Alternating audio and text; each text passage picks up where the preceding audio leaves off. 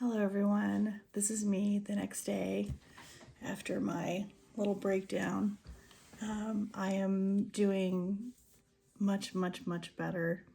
Sometimes an honest to good sob to get it out of your system relieves a lot of tension. And to each and every one of you that reached out and gave me support for what I did, I appreciate you. I thank you. I know that you guys are out there. I had some people reach out asking what they could do to help, and I made a short list of some suggestions. And I'm not talking for me right now. Don't rush out, do any of these things for me. But I guarantee you there's a caregiver close to you. You've seen them taking care of their child or their adult child or maybe their parents. And you don't know how they're feeling on the inside unless you're doing it or have been through it. So I'm going to throw out a few suggestions.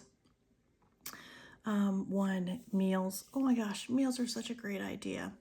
However, take into mind the size of the family and will everyone be eating? And if it's a small family like ours, Sarah doesn't eat the majority of the foods that you and I eat. She does eat normal foods, but she's very picky and she has to swallow a certain way because of the trach and eat softer foods because of her disability. So bringing a giant pan of lasagna would not work for a family like of ours. But if you make a pan of lasagna and you individually wrap each piece so that maybe I could put it in the freezer, pull out a meal, 9 times out of 10, I forget to thaw anything out. I'm tired. I want to be able to just throw something in the microwave for me. And I know that seems like a lot of work. So if you don't want to do that, don't worry about bringing the meal, because I myself don't have a lot of time to take a giant pan of food and individualize it up and put it in the freezer. Because if I don't do that, I'm eating it for days and days and I'm sick of it, or I'll overeat it because I'm trying to get it done without wasting it because I feel bad because you took your time to make it for me. Housekeeping. As a caregiver, the last thing you want to do or have the energy for a lot of times is housekeeping, especially if the individual you're taking care of is sick. All your focus goes there, everything else gets neglected.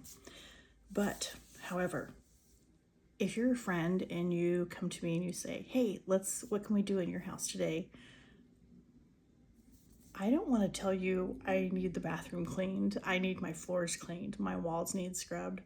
I'm embarrassed because that stuff is not done. I don't want my friend to come over and ask me what needs to be done. And I don't like asking for people to do things for me. A suggestion would be maybe get a group of people together and pool a little bit of money and say, can we hire a housekeeping company to come in and work in your house for like 2-3 hours? The reason why I say a professional housekeeping company is because they've done this. They've done this so long. They can walk into a house and they can say, look, it looks like this room needs attention. How about I start here first? And they're not going to stop me every 5 minutes for questions on how things should be done. They know things should be done a certain way. And they will ask you, can we use these type of cleaners? Are you open to these type of cleaners? I'm an organic type cleaner type person, but yet I will reach for that Clorox wipe if I have no choice and I need to wipe something down a last minute. So a professional cleaner would be the way to go. It's up to you. Just suggestions. A handyman. Hire a handyman for 2 or 3 hours worth of work. Maybe someone to clean the gutters. There's a squeaking door. There's a hole in the drywall that needs patched, because when you have someone in a wheelchair, there's going to be a hole in a wall somewhere that needs patched. Little things like that. Maybe someone to replace a ceiling fan, but there you want to make sure that's something they do. Not every handyman does that because there's electrical involved. It's just a suggestion. We go, like most people with special needs kids, we have a lot of doctor's appointments. These doctors are not 15 minutes up the road. They're specialists. Our doctor alone takes us over 2 hours to get to for a lot of her appointments. If we have to leave at 7:30 in the morning, I'm already getting up at 5:30, 6 o'clock to get myself ready, get everything packed up that I couldn't get organized the night before. And the last thing I want to do is stand in the kitchen and make breakfast. Gift cards to for a quick McDonald's breakfast, or I, I would love to be able to just pull into a Starbucks and not pay for my coffee. Maybe that sounds snobby. I don't know. I love a good hot matcha, a good hot chai. I don't really drink coffee. Things like that make life easier. Hit the drive-through and you're on the road and you're out of here. Wow, that makes such a huge difference. Flowers, they're wonderful. They put a smile on my face. Love them. However, flowers don't do anything but bring a smile to my face, and then I have to pay attention to them. I either forget about them and they die, or I have to remember to keep watering them, and I already have a hard enough time trying to remember watering my own plants because some days I just don't get to it. Treats, snacks, and I'm not talking sugars, cakes, candies, not really that stuff. You send me a food tray with cut up vegetables on it. And I'm not talking a giant one because I can't eat all those at once. A lot of grocery stores will have already cut up fruits and veggies and stuff.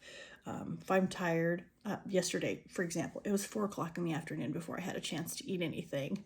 I had a bowl of chili, but if I would have had some already cut up vegetables or fruit, I probably would have gone to the refrigerator and just grabbed a handful and, ate a few of those while I was walking around doing stuff. When it gets to 4 o'clock in the afternoon, I've got the shakes and I don't feel good because I haven't eaten all day. I haven't had time. I haven't thought about it until I get the shakes because I'm so overwhelmed and busy doing everything else. Someone said something about a gift certificate to a massage. Great, but are you the one that's going to be staying with the person that needs the caregiving so that the other person can go get the massage? So to me, massage gift cards and stuff are not practical. Pedicures, manicures, again, great, not practical unless you're going to stay with the person that needs the caregiving. Again, just a few examples. I love you. Thank you for thinking of us. And reach out. You guys, I was overwhelmed with love yesterday. I am in a much better place. I am not now, nor have I ever been suicidal when I'm taking care of Sarah. I do get frustrated sometimes, but I just needed an outlet yesterday. Love to all. Thank you.